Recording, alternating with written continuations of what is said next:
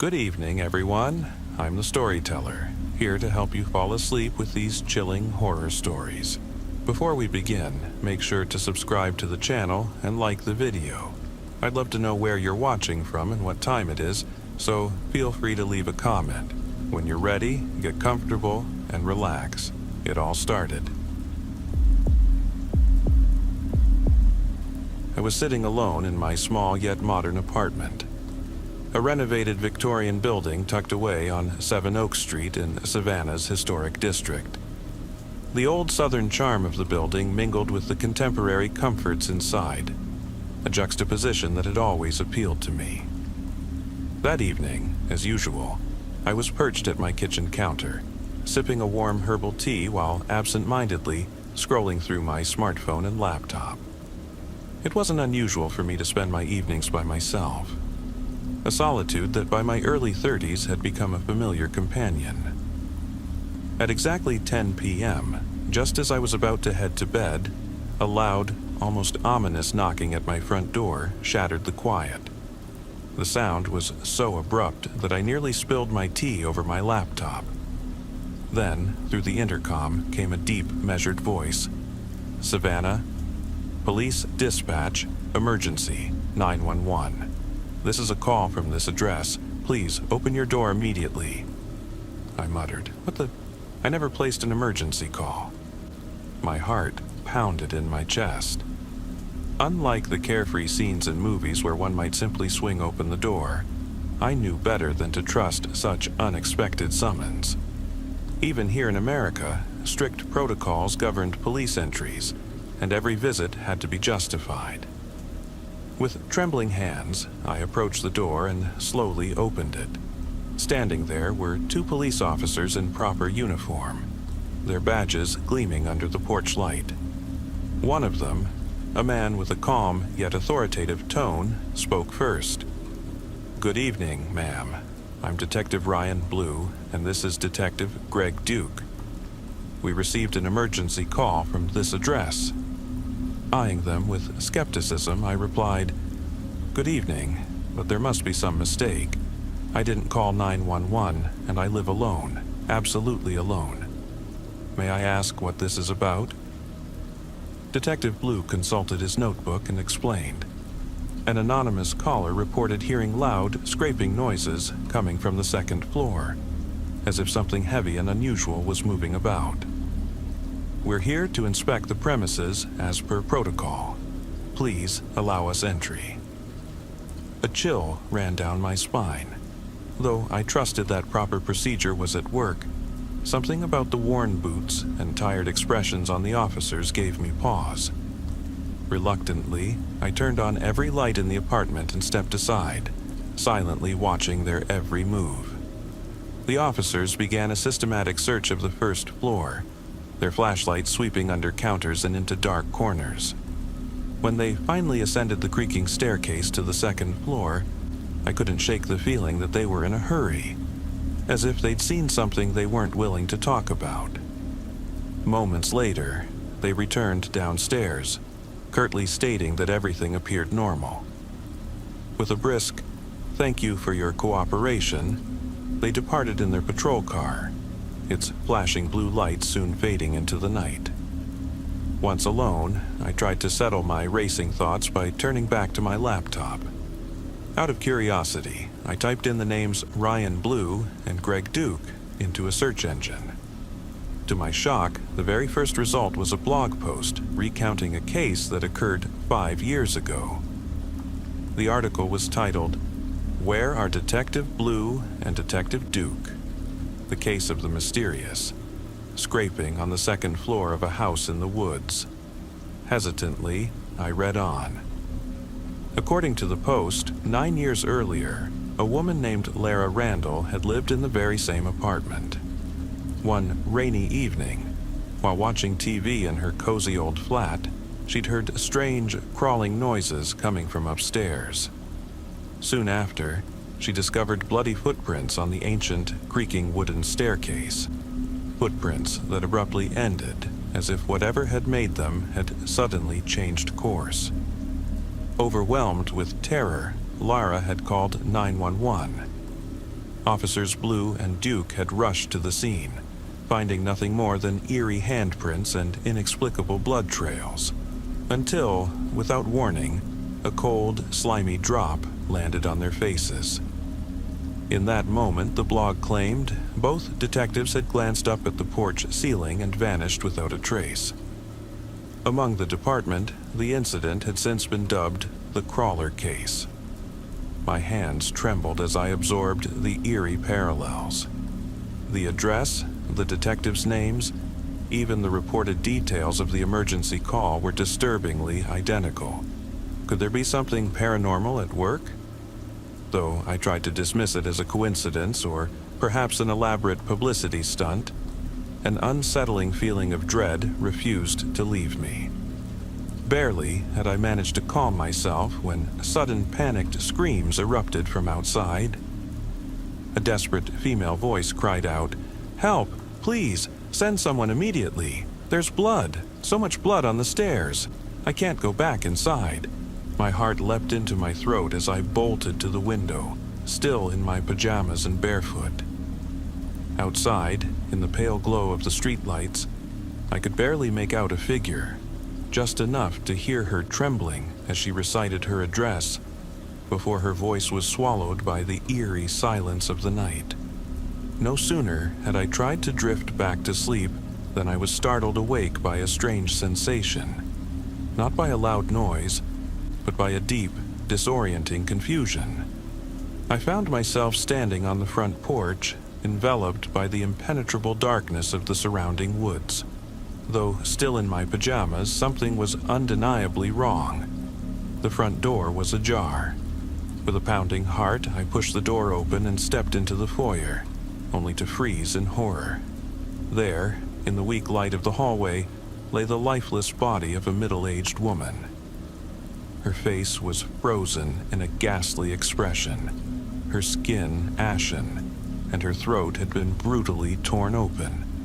A jagged wound ran from her neck down to her stomach, and blood dripped continuously from her torn fingertips and the frayed edges of what had once been an elegant blouse.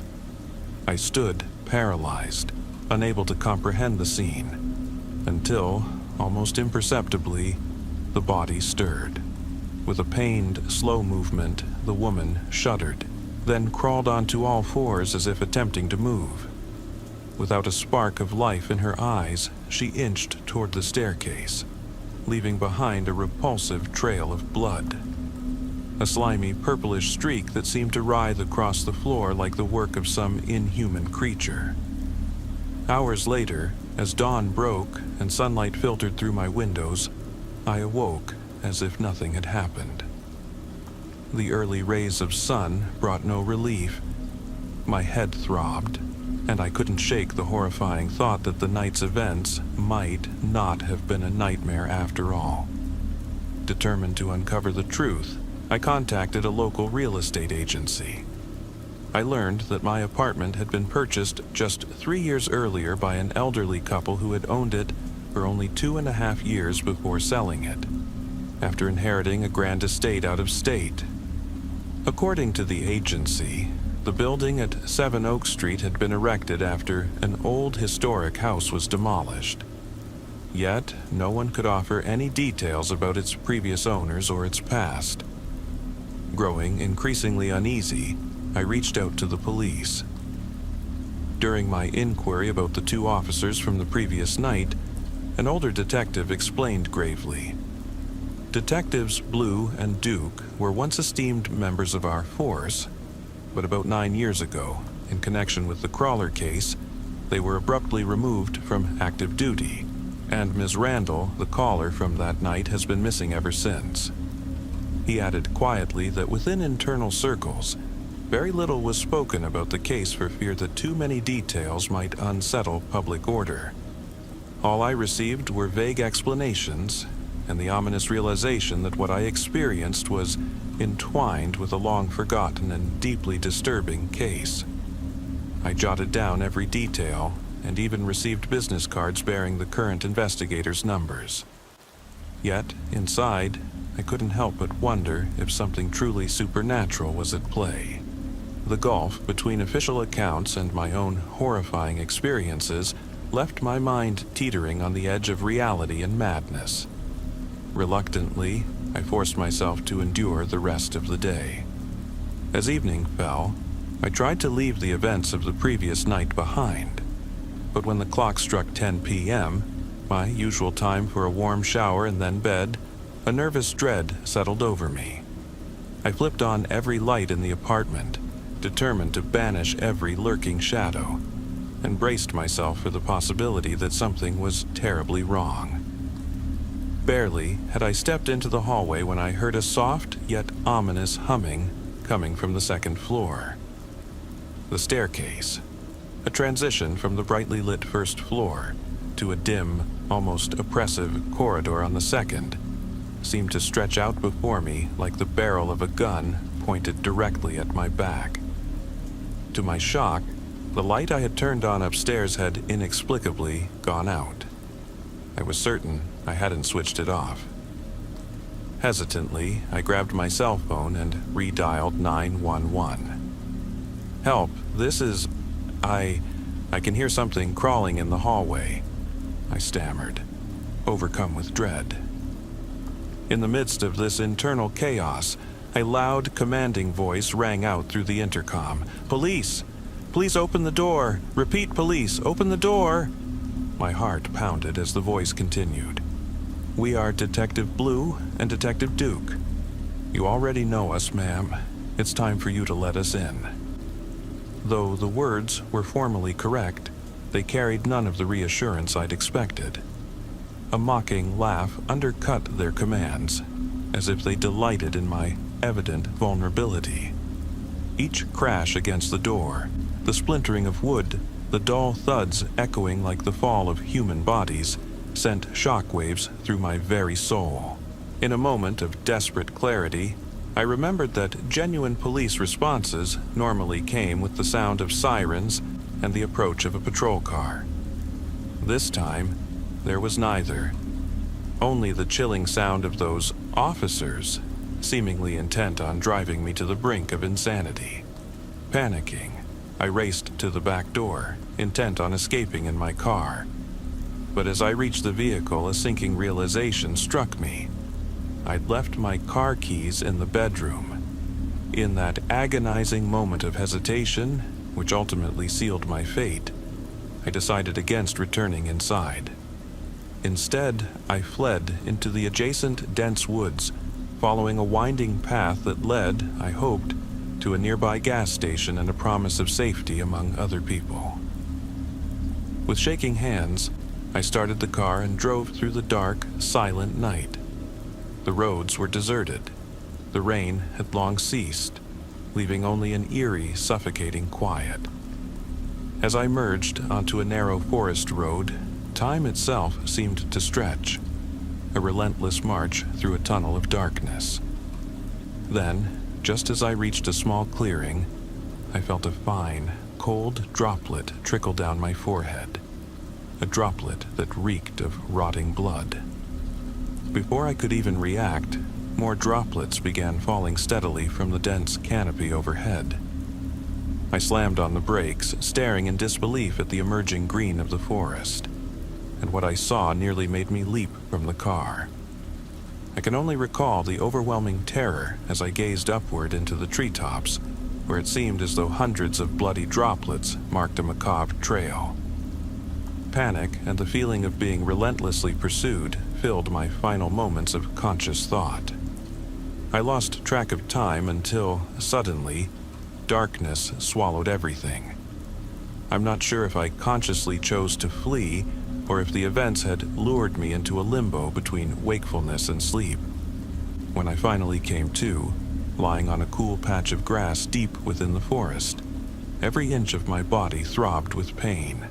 My chest, abdomen, and ribs bore deep, agonizing wounds, torn as if by a merciless predator. I lay there, unable to speak, as I listened to faint voices in the distance. A group of teenagers, likely roaming the woods in search of a thrill, laughed and chattered in the darkness. their youthful energy was a jarring contrast to my own condition, and amid the haze of pain, I felt an overwhelming, primitive hunger awaken inside me, a bestial desire that seemed as ancient as time itself. In that dazed state, I knew something in me had changed. That terrible night had somehow replaced parts of my human consciousness with a more primal, bloodthirsty nature. With my last reserves of strength, I grabbed my phone and sent a few cryptic messages to those who once knew me. As I struggled to sort through the chaos within, my thoughts turned to my apartment. Who would be the next to move into that cursed residence? And would the ominous gang, the one whispered about in hushed, conspiratorial tones, soon come searching for me? What happened that fateful night remains an enigma. Official investigations, no matter how much I tried to uncover details about the missing detectives Blue and Duke, or about the mysterious Miss Randall, were stymied by sealed files and half-remembered accounts circulating in secretive circles. The scant information the police shared did little to convince me that this was some harmless prank. Instead, everything pointed to a far darker phenomenon, a paranormal event that had left its mark on the history of that house and seeped into local legend. I still recall every unsettling detail: the wet droplets falling like blood from the trees, the spectral appearance of those former officers whose eyes held an otherworldly gleam despite their official garb, and the creeping sensation of being drawn into a grim, bygone tale. Even now, with clear mind and trembling hands, I struggle to believe that what I experienced was merely a product of an overtaxed imagination. Yet a burning question persists. Have I become a witness to a reality that transcends ordinary human comprehension? The authorities remain silent, and the case files are locked away, hidden from public view out of fear of inciting panic. Deep within, I understand that some questions will never have satisfying answers, and that the darkness of the night sometimes brings forth things best left unseen. So ends this tale. Or perhaps it is only the beginning. As I lie here in the depths of the woods, caught between excruciating pain and an insatiable primal hunger, I cannot help but wonder, are the events of that doomed night truly over? Or do they continue to lurk in the shadows of Savannah's historic streets and surrounding forests, waiting to claim their next victim? I haven't told my girlfriend all of this yet. I know she worries about me constantly. After all, I'm a police officer, and one day I'll have to confess everything before I completely lose my mind and even more sleep. I've been on the force for over 5 years now in Maplewood, a quiet suburb nestled in the heart of the American South. I joined the department at 25 for the reasons one would expect: to make a difference, to serve the community, to be proud of my work, and to earn an honest living.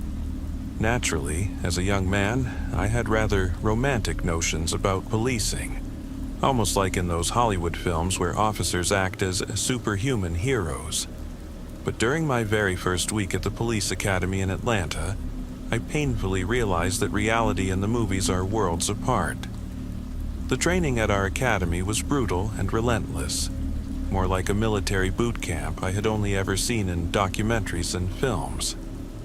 Almost every call I've responded to since, whether it was routine traffic stops, disturbances over loud parties, or domestic disputes, taught me that reality is often far less glamorous than the idealized version we dreamt of as kids.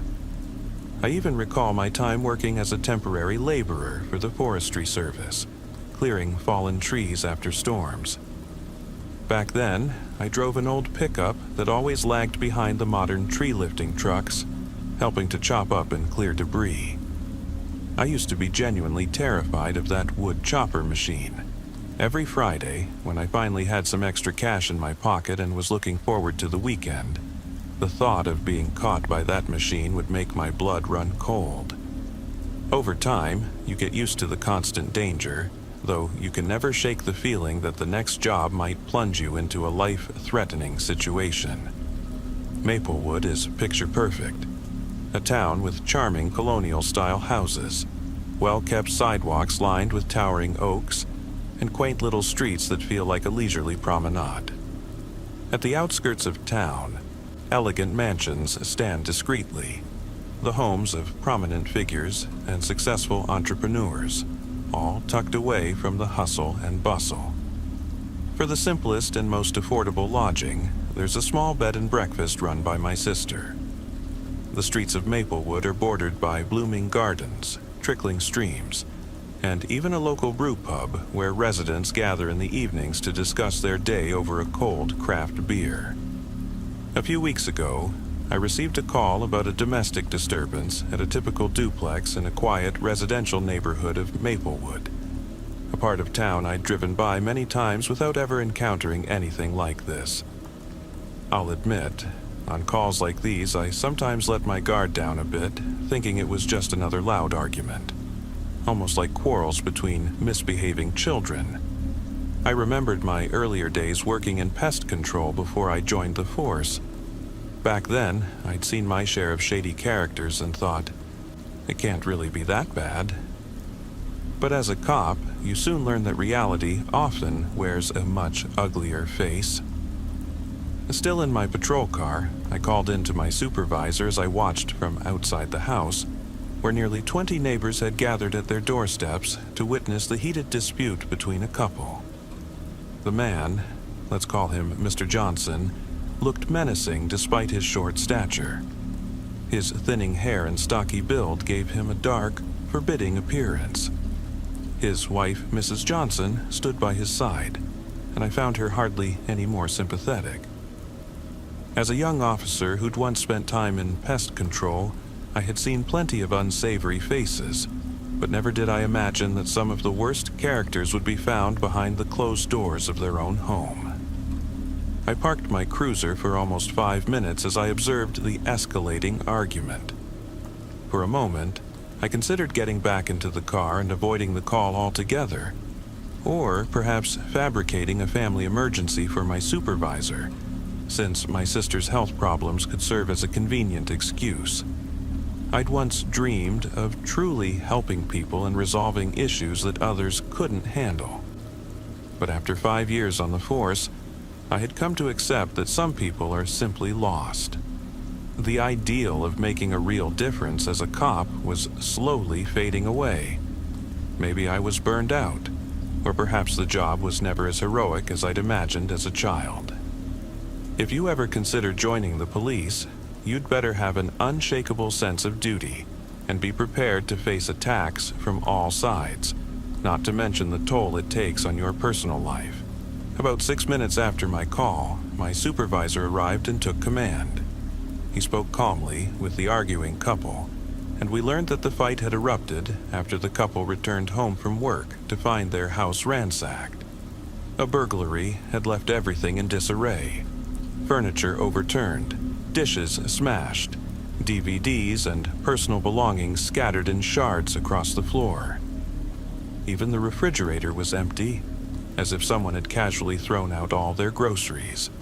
To make matters worse, their 8-year-old daughter had been left alone in the house while her parents had gone out to see a movie. No wonder the dispute outside had escalated, let alone the potential criminal charges for child endangerment. I interrupted my supervisor's conversation to ask if anyone else was still in the house besides the little girl. The answer was that everyone had already left. That eased my mind slightly, but something about the couple made me uneasy. Though I'm not usually one to be swayed by vibes, that day I couldn't shake the feeling that something was off. So I stepped off the sidewalk and approached the front door. Inside, I was met with a scene of utter chaos. Shattered glass everywhere. Furniture toppled over, the TV splintered into pieces, and family photos torn to bits hanging on the walls. The bedroom was in complete disarray, and even the bathroom wasn't spared. The toilet was destroyed, and paint flowed unchecked from the sink. 2 tabby cats wandered about in a daze, clearly as disturbed by the events as everyone else. One sat silently on the staircase leading upstairs, while the other perched on an upended table. It was as if a group of unruly teenagers had unleashed all their pent-up anger on every piece of furniture. One detail, however, caught my attention. Greasy, bizarre stains marred the walls, about a foot above the floor, not on it. I drew my service weapon because in unfamiliar homes, I never feel secure enough to holster it, and picked up my flashlight. As I slowly ascended the stairs, I heard a soft voice coming from one of the upper rooms. I opened the door cautiously and found a small blonde girl sitting on her bed, deeply engrossed in a conversation with her worn-out stuffed animals. It appeared that she had been trying to process the horror of the break-in in her own way. Before I could say anything, she asked in a serious tone, "Are you a bad man?" "No, I'm a police officer. I'm here to help," I replied, keeping my voice calm. "My daddy says cops are bad. They take people's lives," she murmured. Wanting to steer the conversation away from police violence with an 8-year-old, I asked, "Is that your daddy standing downstairs with your mama?" But she fell silent. "Who were you talking to?" I pressed gently. "I was talking to my friends. They protect me," she explained, swinging what looked like an old hairbrush through the air and motioning toward the scattered stuffed animals. She paid me little attention, as if completely absorbed in her own conversation. These weren't the ordinary plush toys you'd find in a children's store or on TV shows like those with friendly cartoon bears.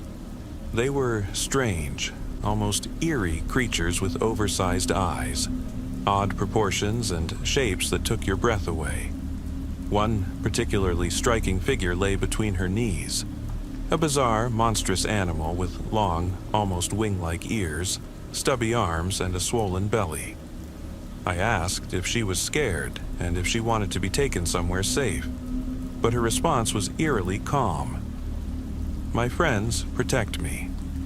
I tell them if someone's bad, and then they help me." At that point, my interest in her nearly faded.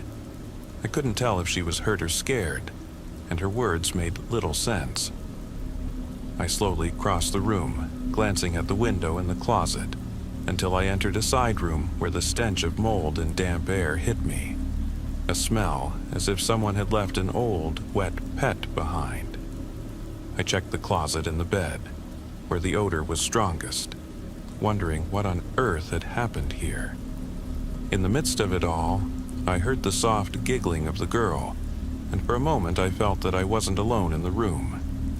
Over the low hum of my patrol radio, a creeping sense of dread took hold of me. My supervisor, who was already downstairs taking statements from the Johnsons, finished gathering the necessary details. When the call finally ended, he excused me. My shift was nearly over. I stopped worrying about potential charges. I just wanted to go home. That night, I managed barely an hour of sleep. Lying in bed next to my half-awake girlfriend, her presence offering a small measure of comfort, I kept recalling the unsettling feeling left by that little girl's room. 2 nights later, while on the night shift, I received another call, this time again at the same duplex. When the address came over the radio, a sense of foreboding gripped me. I desperately hoped something had changed, that maybe new tenants had moved in. But when I arrived, the porch light was on and nobody was at the door. I knocked and waited as the uneasy feeling inside me grew. After what felt like an eternity, a small, older man opened the door and ushered me inside. In the interior, I was met by a nearly pristine living area. New furniture, fresh carpeting, and an almost sterile cleanliness that stood in stark contrast to the previous scene. The man, who introduced himself as Mr. Kruger, apologized almost meekly, explaining that although everyone was home, a strong impact had shattered a kitchen window. As he led me into the kitchen, I discovered to my horror, the two tabby cats lying motionless on the floor. Both were dead. Dried blood was caked around their noses, and a musty, indescribable odor filled the air, making me feel nauseous. With disposable gloves on, I began to document the disturbing scene, unaware of what other horrors might be unfolding in the house. My thoughts drifted back to my childhood in North Carolina, when my sister and I had countless pets: dogs, cats, birds. Even then, we often encountered sudden, tragic deaths. But these cats, there was something grotesquely unnatural about them. They looked as though they had been eviscerated from the inside out, their bodies almost gelatinous, as if they'd lost all internal structure. I remembered old tales of Egyptian mummification techniques. This was something just as unnerving. After noting the incident, there wasn't much time to ponder the fate of the little girl, whom I assumed was still somewhere upstairs. Shortly afterward, my supervisor informed me that further investigations would follow.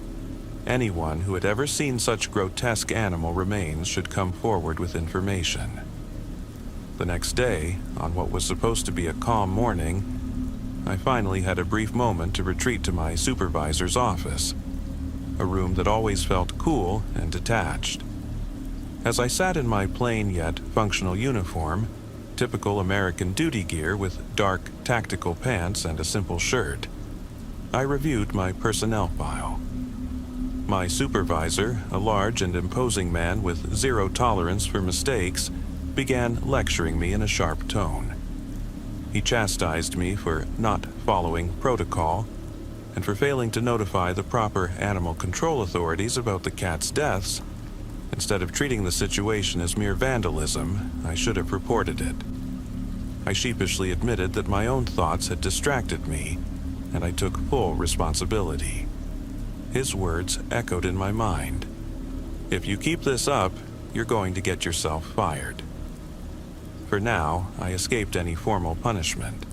Instead, he ordered that I return to the house later that day with an animal control officer, someone from the local health department, to properly collect the disturbing remains. Despite my initial hesitation, knowing I wouldn't be alone gave me a small measure of courage. On my day off, a rare moment when I hoped for some peace, I found myself once again standing outside that very house. Alongside an official from Animal Control, I faced the building that now looked entirely different in the daylight. The facade was classic Maplewood, a well-kept colonial home with a small covered back patio where a modern brew pub had set up shop. Behind the house, a narrow, rocky drainage ditch snaked along, reminiscent of an old, weathered canal. I stowed my service weapon, in case, and donned protective overshoes to avoid the mud as I carefully stepped down into the drainage ditch. With gloves on and a sturdy trash bag provided by the animal control officer, I methodically retrieved the two lifeless cats one by one. It was an eerie feeling, holding these silent creatures in my hands, much like the shiver you get when you inadvertently disturb a spider's web. When I climbed back up, I saw Mr. Kruger and his wife, she now dressed in an oddly elegant yet unsettling style, waiting in the covered back area. Mr. Kruger, with his bald head and stocky build reminiscent of a short, hard-edged movie character from the 1970s, regarded me with a mix of relief and worry. His wife, always in casually chic outfits, wore an expression that was hard to read, both friendly and strangely distant. "We've got the cats, officer. Have a nice day," I said, brushing the mud from my shoes. "Do you have a minute to come inside? It's much cooler in there," he replied in a flat tone. I hesitated briefly. There was something unnervingly calm about him, but I followed him into the house. Inside, I was greeted by an almost otherworldly chill. Despite the mild spring weather outside, the interior felt frigid and ominously quiet. I removed my muddy shoes and stepped into the heated yet eerily silent space. At a small kitchen table, Mr. and Mrs. Kruger sat down as the animal control officer began sorting out the paperwork. That's when I noticed. A copy of my incident report along with my business card was taped to the refrigerator. A meticulous hint that someone intended to publicize the case. Just as the conversation was getting underway, the little girl reappeared. This time, sitting on the living room couch, her eyes fixed silently on the television. Clad in an old-fashioned nightgown that did little to ward off the chill, she seemed completely lost in her own world. The atmosphere was heavy with a mix of coldness, unease, and a palpable premonition of something supernatural. After a brief, awkward silence, Mr. Kruger asked, "Do you really have to take the cats, officer?" I nodded curtly and explained that I was simply following protocol. There was no other way in such cases. "Isn't there any way to cancel the report? We'd rather not have this matter dragged out," he added, his voice trembling slightly, as if the entire ordeal weighed on him personally. I replied matter-of-factly that the incident had been officially reported as a crime and couldn't simply be undone, and that the cats would now be sent for forensic analysis. The tense atmosphere didn't dissipate immediately. Then Mr. Kruger suddenly stood up and pleaded, "Can't we just have the animals back?" "Please," his voice bordered on desperation, as though his pride hinged on those disturbing creatures. I had to steel myself and reiterated that I was bound by department regulations. Once the animal control officer finished the paperwork, I took my leave, my hands still trembling from discomfort and cold, as I climbed back into my cruiser, with the officer watching me go. In the days following these events, I tried to distract my mind. One day, while I was in a small deli in downtown Maplewood buying a hearty sandwich — Maplewood locals swear that these sandwiches are the best around — an older lady suddenly approached me and insisted on paying for my meal. I initially refused, as I rarely accept free food, but she wouldn't relent. Her persistent insistence almost made me blurt out that I became a cop because I was too lazy to go to college, and that I was now the most disillusioned officer you could imagine. Eventually, I gave in, and she left the shop convinced that she had done a good deed for the community, while the evening news continued to warn of the perils of police work. I didn't become a cop because my father was one. I joined the force simply because no other perspective was offered to me, and I had hoped one day to make a real difference. Yet, all the events of the past few days have made me increasingly doubt the very meaning of this job. Later, while wandering through a sprawling flea market in an old industrial district of Maplewood with my sister and her children, I encountered yet another odd scene. At one stall selling brightly painted, handmade plush monsters imported from Eastern Europe, I froze in my tracks. They were exactly the same kind of eerie creatures I had seen earlier in the little girl's room, featuring garish colors, distorted faces, and uncanny grins that were at once both cute and menacing. The vendor, an elderly woman with a strong, almost Eastern European accent, extolled her wares. "Your children will love these little friends. They're handcrafted from the finest materials and blessed by our family." I replied curtly, "I don't have any children. Perhaps something for your wife, yes?" She added with a knowing smile. "I'm not even married," I said, studying the figures intently. Then she began recounting the painful times when, during the Balkan Wars, she was forced to leave everything behind in search of refuge, a tale of loss and survival. The conversation ended with an adventurous exchange about religion and fate, while I couldn't help but wonder if this strange encounter was somehow connected to the whole ordeal, as if the supernatural was slowly creeping into my everyday life.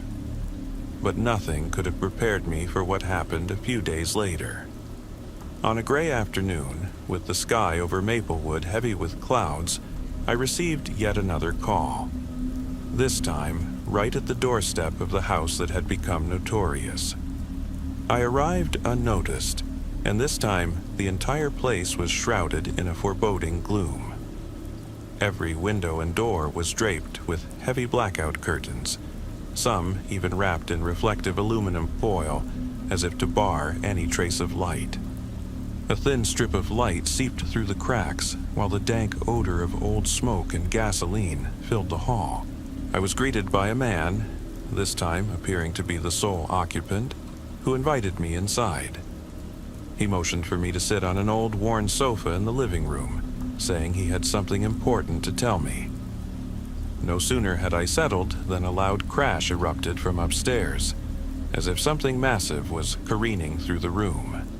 "Sit down. I need to explain something to you before you go upstairs," he said in a calm, measured tone. "Is that your wife or your partner up there?" I asked sarcastically. "No, she's upstairs, but she isn't responsible for the noise. There was an accident. We tried to calm her down," he replied, his tone a mix of indifference and resignation.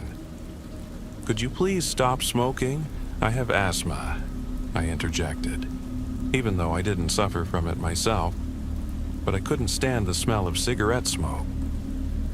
He stubbed out his cigarette forcefully and carelessly set his pack on the coffee table. "What kind of accident? Is your daughter all right?" I asked hesitantly. "It's not our daughter," he said in a lowered voice. "She's my niece. We took her in after her mother died of an overdose. I checked your records. There's no adoption paperwork, nothing official," I shot back. "She wasn't adopted. She's almost like a ghost, not found in any official registry. I found her one evening when I was on my way. She was lying motionless in a parked car outside a fast food joint. I couldn't just turn her over to the state," he explained in desperation. "You asked me to keep an eye on things. I'm here because I believe someone in this house is in danger, whether it's you or your niece," I stated firmly.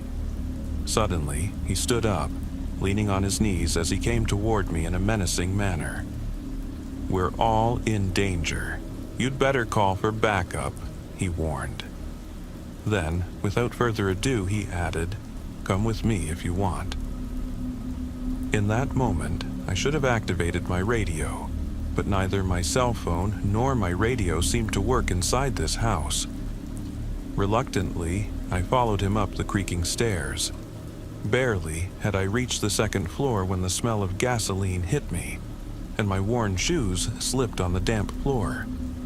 He led me to a narrow door, opened it just a crack, and stepped aside as if inviting me in. I stepped into the room and froze.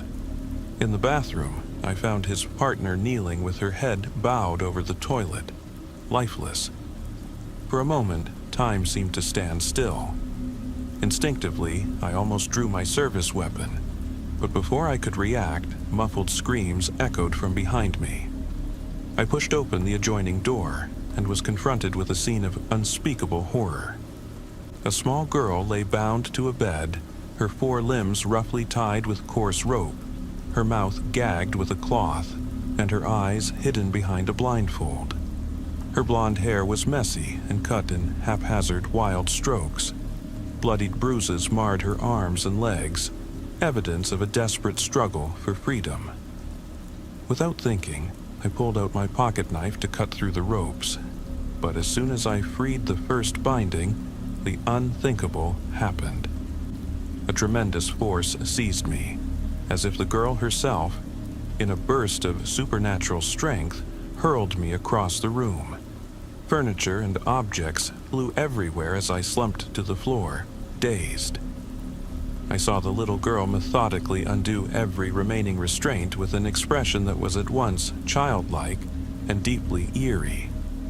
The previously desperate man rushed in, pleading with her to stop, but as he approached, she stamped so violently that the entire room shook.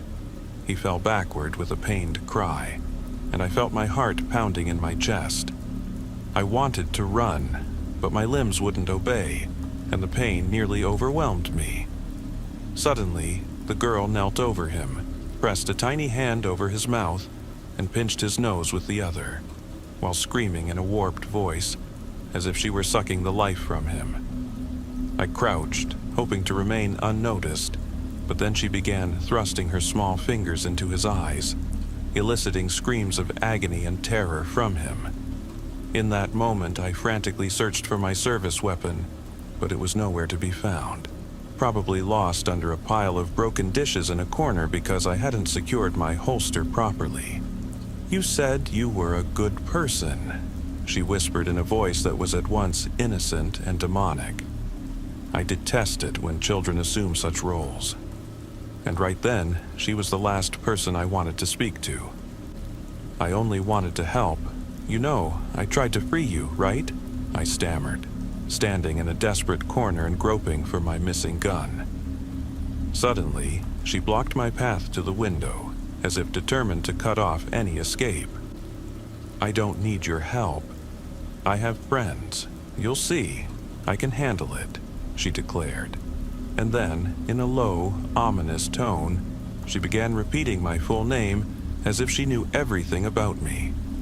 I felt my blood begin to boil, an uncontrollable anger rising that nearly made me overpower her, and yet, at the same time, sheer terror held me in place. I reached a point where there was no turning back. I couldn't stay near her any longer, but every exit was blocked. "Do you want me to burn you? You claim to be a good person," she hissed. Then her eyes suddenly began to glow, and she burst into tears like a terrified child. "Just let me go. I don't want to be here anymore." Before I could gather my thoughts, I felt an unstoppable force hurl me against the open window.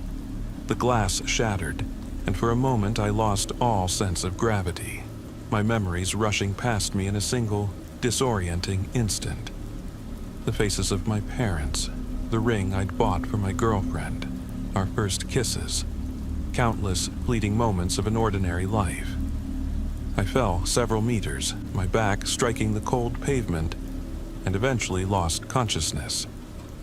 When I came to, I was lying on damp grass, my head bleeding as sirens, blue lights, and the chaotic shouts from dispatch filled the air.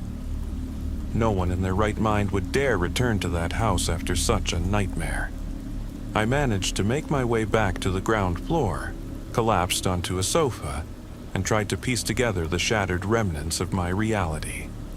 Soon after, the incident was officially ruled a murder-suicide, a convoluted case that was to be buried as a tragic accident. I don't know if my report will ever convey the whole truth. Too many consequences would follow. Sometimes it seems easier to live a lie than to face the brutal reality. Today, I lie here in the hospital with broken ribs, a severe concussion, and a sore back, while my girlfriend shows me the latest news updates on her phone. I know I must tell her everything soon, for these events, as horrifying as they were, mark the end of an era for me as a police officer in Maplewood. What began as a dream of making a difference has turned into a nightmare that has pushed me to the limits of my mental and physical endurance. I often wonder how I managed all these years in a job that delves so deeply into the darkest corners of human nature. Every day, every call, every moment, witnessing such unimaginable events chips away at me a little more. And yet I know I'm not alone. In the faces of my fellow officers, in the quiet moments after a call, I sense an unbreakable bond that holds us together, despite the pervasive darkness that sometimes surrounds us. Perhaps this case, no matter how ominously it ended, will one day mark a turning point. A moment when I finally draw a line under the past and try to escape my inner demons. Until then, all I can do is write it all down, hoping that the truth, even in its fragmented, painful form, will eventually be heard. I know one thing for sure. The ghosts of Maplewood will haunt me for a long time. And as I lie here in my hospital bed, reflecting on everything, I quietly wonder if it's still possible to believe in goodness in a world where the supernatural and the horrors of life walk hand in hand.